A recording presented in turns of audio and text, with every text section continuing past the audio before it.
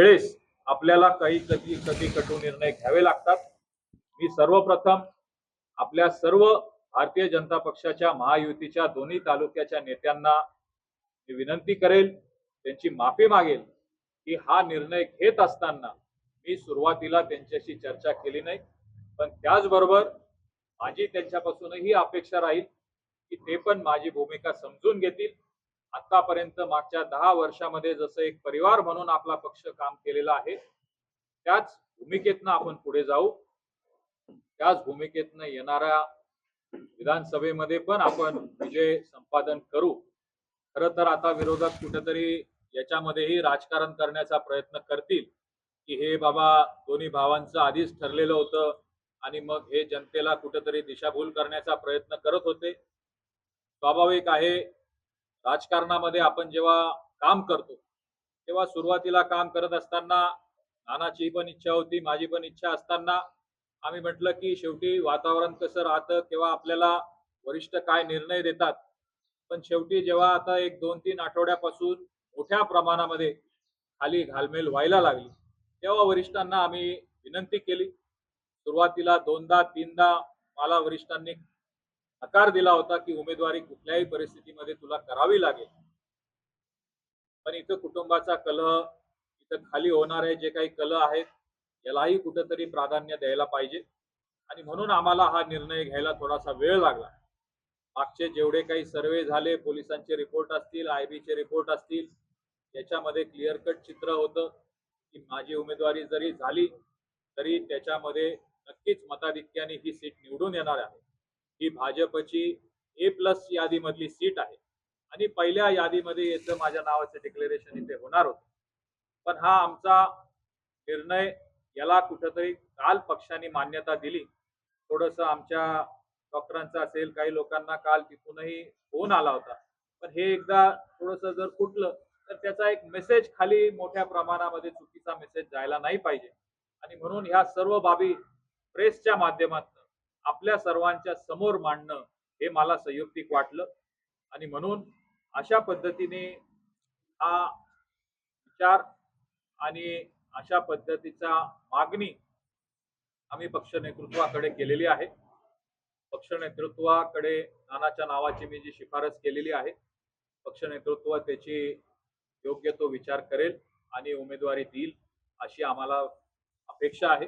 पुढे चालून भविष्यामध्ये आपल्या सर्वांना एकत्र राहून काम करून हे इलेक्शन आपल्याला, मला तर खात्री आहे की महायुतीचा उमेदवार एवढ्या लोकसभेच्या मोठ्या विरोधामध्ये आणि नानामध्ये एक 15-20 दिवसापासून, बऱ्याच दिवसापासून चर्चा सुरू होती आणि ही चर्चा सुरू होत असताना आपल्या मतदारसंघामध्ये आपण पर्याय देत असताना सार्वभौम किंवा सर्वानुमते आपल्या आपल्यामध्ये विचार करून, विचार विमर्श करून याच्यामध्ये कुठेतरी भूमिका घ्यायला पाहिजे।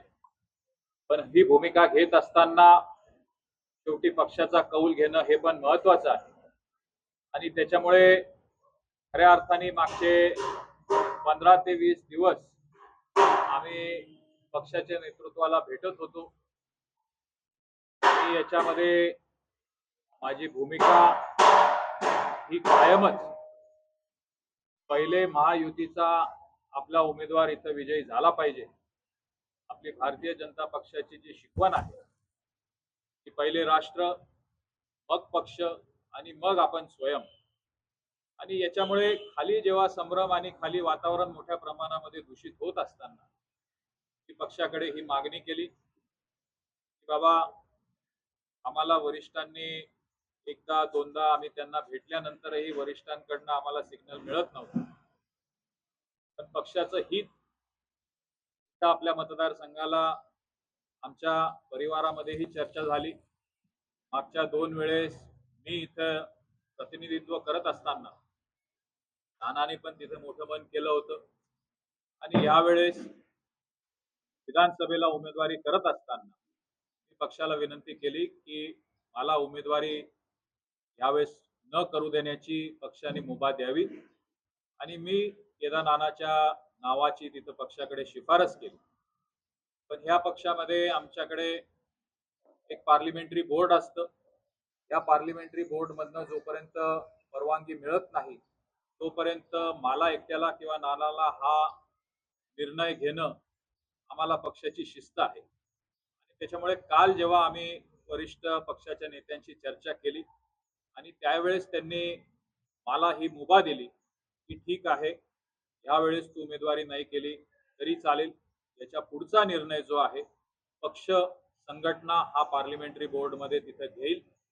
मी माझ्याऐवजी नानाला उमेदवारी द्यावी अशी पक्षाला भूमिका स्पष्ट केलेली आहे आणि पक्ष याच्यावर निर्णय घेऊन 1-2 दिवसामध्ये जेव्हा केव्हा उमेदवार याद्या जाहीर होतील त्यावेळेस पक्ष आम्हाला इथं उमेदवार देईल. की काय मी सांगितलं म्हणून होतं असं नाहीये, पण ह्या पक्षाची रचना आहे. पण हे सर्व करत असताना आता कुठेतरी हे आपल्याशी बोलण्याची ही वेळ याच्यासाठी आली. खरं तर हा निर्णय काय माझा एकट्याचा नसायला पाहिजे. आपल्या सर्व कार्यकर्त्यांच्या इच्छा, अपेक्षा, आकांक्षा या प्रत्येक नेत्याकडनं असतात. मला पण ह्या गोष्टीची जाणीव आहे की हा निर्णय घेत असताना मी आपल्या सर्वांची चर्चा करायला पाहिजे होती. पण प्रत्येकाच्या ज्या इच्छा आहेत या मला याची जाणीव आहे की मी जर ही आपल्या सर्वांची, आमच्या कार्यकर्त्यांची, नेत्यांची आधी जर चर्चा केली असती तर त्यांनी मला ह्या निर्णयापर्यंत येऊ दिलं नसतं आणि मग कुठं ना कुठं आपल्याला निर्णय हा घ्यावा लागतो. शेवटी आपल्याला ही विधानसभा मतदारसंघ हा जिंकणं हे आपलं सर्वप्रथम ध्येय आहे. आमच्या नेत्याला हात वरती करणारे जास्तीत जास्त माणसं आम्हाला विधानसभेमध्ये पाठवायचे आहे, हा आमचा ध्येय आहे.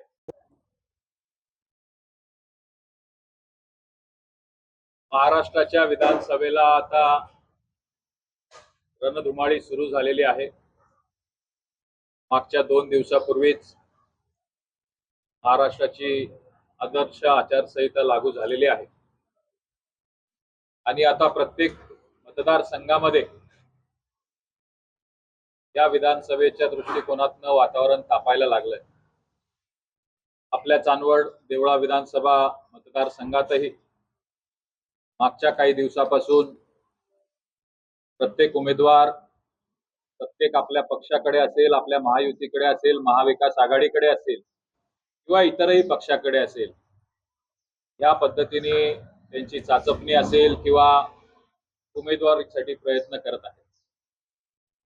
आपल्या सर्वांना मागच्या महिना 2 महिने लोकसभेनंतर खऱ्या अर्थाने जेव्हा विधानसभेची चाहूल लागली तेव्हापासून आपल्या मतदारसंघामध्येही अनेक इच्छुकांनी ह्या पद्धतीने त्यांचे प्रयत्न सुरू केलेले आहेत आणि ह्याच पार्श्वभूमीवर प्रत्येकाच्या मनामध्ये इच्छा, अपेक्षा, आकांक्षा राहते की आपल्याला जर संधी मिळाली तर आपल्याला काहीतरी चांगलं करून दाखवण्याची इथे एक आपल्याला संधी मिळेल आणि त्या दृष्टिकोनातनं मागच्या महिना 2 महिन्यापासून एक आपल्या मतदारसंघामध्ये मोठ्या प्रमाणामध्ये संभ्रम होता की नक्की दादा उमेदवारी करणार का नाना उमेदवारी करणार. आणि आता इलेक्शन जवळ येत असताना प्रत्येकाच्या मतदाराच्या असतील, आपल्या नेत्याच्या असतील, आपल्या कार्यकर्त्यांच्या असतील, हा संभ्रम मोठ्या प्रमाणामध्ये बळावत चाललेला आहे आणि ह्या संभ्रमामधनं आपण कुठेतरी बाहेर यायला पाहिजे. या संभ्रमाचा कुठेतरी अंत करायला पाहिजे आणि आपल्याला पुढच्या दृष्टीने कामकाजाला लागायला पाहिजे. याच्यासाठी खऱ्या अर्थाने ही आजची पत्रकार परिषद आपली सर्वांची बोलवलेली आहे. मागच्या काही दिवसापासून जे तुम्ही विचारलं की हा मनाचा मोठेपणा का दाखवतो, आम्ही ज्या नेत्याकडे बघून राजकारण करतो, आमचे सर्वोच्च नेते आदरणीय देवेंद्रजी फडणवीस साहेब यांनी ह्या राज्यामध्ये महायुतीची सत्ता यावी म्हणून एका मिनिटामध्ये स्वतःचं मुख्यमंत्रीपद त्यागलं. त्याच्यानंतर पक्षाने आदेश दिला म्हणून उपमुख्यमंत्रीपद घेतलं. त्याच्यानंतरही जेव्हा राष्ट्रवादी काँग्रेस पक्ष हा महायुतीमध्ये सामील झाला तेव्हा स्वतःचं मुख्यमंत्रीपद हे अर्ध मुख्यमंत्रीपद घेतलं. जेव्हा आमचा सर्वोच्च नेता स्वतःचं मुख्यमंत्रीपद त्यागू शकतो तर त्या नेत्यासाठी आमदारकी त्यागायला मला एक मिनिटाचा 1% विचार करण्याची गरज नाही. साहेबांनी जो एका प्रकारे मनाचा मोठेपणा केला याविषयी तुम्ही काय म्हणाल? निश्चितच ना, राजकारणात पलीकडे कुटुंब परिवार असतो आणि त्या मध्यवर्ताने हा निर्णय कुटुंबाने आम्ही निर्णय घेतलेला आहे. वेगळा संदेश आहे. महाराष्ट्र या निमित्तानं महाराष्ट्राला एक नवीन संदेश जाईल की राजकारणामध्ये अनेक कुटुंब वेगवेगळे होत आहेत, पण नाशिक जिल्ह्यामधलं आहेर परिवार आहेर कुटुंब या सत्तेच्या पलीकडे पण एक विचारधारा असते, त्या विचारधारा धरून हा चालतोय आहेर परिवार, हा एक संदेश जाईल महाराष्ट्रात. थोडा त्याग करत नाही किंवा खुर्ची सोडत नाहीये. लोक उलट 25 वर्ष चिटकून राहतात. तिकीट कसं मिळेल यासाठी नेहमी प्रयत्न करतात. तुम्ही मनाचा एवढा मोठेपणा का दाखवताय आणि कशाचा? मला वाटतं आज 288 मतदारसंघामध्ये प्रत्येक मतदारसंघामध्ये प्रत्येक पक्षाचे जेवढे इच्छुक असतील, मी दाव्याने सांगू शकतो की एकटाच इच्छुक असा असेल की जो मागच्या 4-5 वेळा नेतृत्वाला भेटलेला आहे की मला उमेदवारी देऊ नका आणि उमेदवारी नानाला द्या. शेवटी मतदारसंघ हा जिंकणं, खालची जो दूषितपणा आहे, आमचा परिवार एकसंघ ठेवणं, आमचं राजकारण हे 40 वर्षाचं राजकारण बाबांच्या माध्यमातून जे होतं, आपल्या सर्वांना माहिती असेल का नाही माहित नाही, पण 1991 ची खासदारकीची बाबांची निवडणूक ही अशीच आमच्या घरात राजकारण झालं आणि बाबांच्या विरोधामध्ये स्वर्गीय डॉक्टर वसंतराव पवार उभे राहिले आणि नातेवाईकांचे काय हाल होतात, कार्यकर्त्यांचे काय हाल होतात, काय संभ्रम होतात आणि याच्यानी घरं किती दुभंगले जातात. मी प्राधान्य आपल्या कुटुंबाला दिलं, मी प्राधान्य आपल्या पक्षाला दिलं, मी प्राधान्य ह्या मतदारसंघाच्या विकासाला दिलं. शेवटी नाना आमदार राहिला आणि मी आमदार राहिलो, या मागच्या 10 वर्षामध्ये काही फरक राहिलेला नाहीये आणि त्याची यावेळेस इच्छा ही होती. स्वाभाविक आहे, मागच्या 2 वेळेस त्यांनी पण त्याग केलेला होता आणि त्याच्यामुळे आमच्या पुढचा प्रश्न हा पक्षाने आम्हाला परवानगी देणं हा होता आणि त्याच्यामुळे ही पक्षाची परवानगी काल जेव्हा मिळाली तेव्हा आज आम्ही भूमिका स्पष्ट करतो आहे. म्हणजे कुटुंब एकसंघ राहावं, त्याच्यात दुरावा निर्माण होऊ नये यासाठी तुम्ही ही भूमिका घेतली. विरोधकांचा हा जो डाव होता तो डाव कुठेतरी याच्यामधनं फसला पाहिजे. आम्हाला शेवटी राजकारणामध्ये काम करत असताना एकीची ताकद ही राजकारणामध्ये टिकली पाहिजे. आज महाराष्ट्रामध्ये जेव्हा अनेक कुटुंब दुभंगले जात आहेत तेव्हा मला वाटतं, मला ह्या गोष्टीचा अभिमान आहे की हे कुटुंब मी एकसंघ ठेवू शकतो. चांदोड देवळा विधानसभेचे आमदार बंधू डॉक्टर राहुल दादा आहेत. यांनी चांदोड देवळा मतदारसंघाचे आमदार आमचे बंधू डॉक्टर राहुल दौलतराव आहेत. यांनी त्यांची भूमिका या ठिकाणी स्पष्ट केलेली आहे. गेल्या अनेक दिवसापासून मतदारसंघामध्ये संभ्रम होता, तो त्यांनी त्यांच्या संभाषणामध्ये विशद केलेला आहे. पण तुम्हाला एक या निमित्ताने सांगतो, 10 वर्षामध्ये दादांच्या माध्यमातून ज्या पद्धतीनं या मतदारसंघामध्ये जे कामं झाली, ती दादा हे कायम चांदोड तालुक्यामध्ये जास्तीत जास्त लक्ष देत होते. मी त्या ठिकाणी देवळा या ठिकाणी लक्ष देत होतो, त्या ठिकाणी जनतेच्या समस्या सोडत होतो. त्याच्यामुळे या मतदारसंघामध्ये चांगल्या पद्धतीचा आपण विकास करू शकतो. मी पक्षाकडे उमेदवारी मागितलेली आहे भारतीय जनता पार्टीकडे. दादांनी माझी त्या ठिकाणी शिफारस केलेली आहे. तर पक्षाने आमच्यावर विश्वास दाखवला तर त्या ठिकाणी जर संधी मिळाली तर भविष्यामध्ये या मतदारसंघामध्ये ज्या पद्धतीनं राहुलदादा या ठिकाणी काम करत होते त्याच पद्धतीनं चांदोड तालुक्यामध्ये राहुलदादा काम बघतील, त्या जनतेच्या समस्या सोडवतील. हे ऑफिस पण तेच असेल, कार्यालय पण तेच असेल. संपूर्णपणे या ठिकाणी जनतेची जी नाळ जोडलेली आहे दादांच्या माध्यमातून, भविष्यात सुद्धा त्याच पद्धतीने या ठिकाणी कामकाज होईल. त्या ठिकाणी सर्व मी कार्यकर्त्यांना आश्वासित करतो. त्या पद्धतीने मी देवळामध्ये त्या ठिकाणी काम करू शकलो, ते फक्त दादांच्या माध्यमातून करू शकलो. आणि आमच्या दादांनी मागे एकदा सांगितलं होतं वाढच्या दिवशी की एका नाण्याच्या 2 बाजू आहेत आणि जेव्हा 2 आमदार एका ठिकाणी मिळाले तर निश्चितपणे या मतदारसंघामध्ये गेल्या 10 वर्षापासून ज्या पद्धतीने आपण विकास करू शकलो, निश्चित येणाऱ्या 5 वर्षामध्ये एकदम चांगल्या पद्धतीने काम करू. विधानसभा क्षेत्रामध्ये जवळजवळ 18 ते 20 हजाराचं जे मताधिक्य होतं, या विधानसभेला हे मताधिक्य 50 हजारापेक्षा जास्तच हे आपल्याला इथं मिळेल याची माझ्याही मनामध्ये खात्री आहे. आणि त्याचबरोबर आता मलाही या गोष्टीची आपल्या सर्वांच्या माध्यमातून आपल्या सर्व कार्यकर्त्यांना असेल किंवा सर्व नेत्यांना या गोष्टीची मलाही खात्री द्यायची वाटते की मी जरी ह्या विधानसभेच्या रणांगणामध्ये जरी नसलो तरी मी चांदवड देवळा विधानसभा क्षेत्रामध्ये काम करण्यासाठी मी त्याच पद्धतीने काम करत राहणार आहे.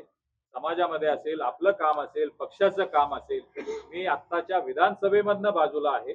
मी काही माझ्या दैनंदिन कामापासून किंवा पक्षाच्या कामापासून किंवा आपल्या मतदारसंघापासून बाजूला जात नाहीये. कारण 1-2 दिवसापासून मलाही काही फोन यायला लागले की दादा नाशिकमध्ये उमेदवारी करू नका, दादा इकडे करू नका. हे सगळे संभ्रम आणि ह्या सगळ्या वावड्यांना कुठेतरी पूर्वविराम मिळायला पाहिजे. मी आपला मतदारसंघ सोडून कुठेही जात नाहीये.